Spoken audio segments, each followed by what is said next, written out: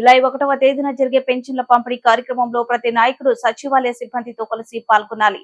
మండల town party అధ్యక్షులు, division ward అధ్యక్షులు, క్లస్టర్ యూనిట్, బూత్, సెక్షన్ ఇన్ఛార్జీలు, ఇతర పదవుల్లో ఉన్న నాయకులు ఆయా సచివాలయం పరిధిలో ఇంటింటికి వెళ్లి పెన్షన్లు పంపిణీ చేయాలి.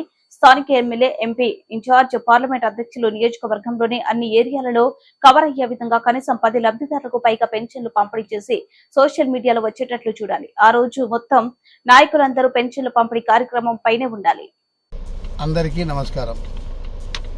రేపు జరగబోయే ప్రోగ్రాంలో మా ప్రభుత్వం వచ్చిన తర్వాత మొట్టమొదటిసారిగా పింఛన్ ప్రోగ్రాం ఎన్టీఆర్ భరోసా పింఛన్ స్కీమ్ రిలీజ్ చేస్తున్నాం.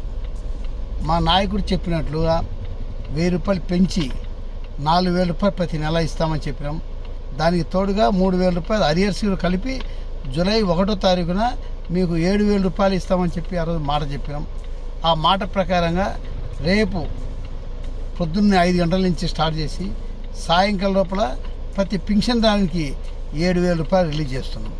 దాని భాగంగా మన నియోజకవర్గంలో 36,070 పింఛన్లు ఉన్నాయి. దానికోసం 24,08,88,500 రూపాయలు రేపు రిలీజ్ చేస్తున్నాం.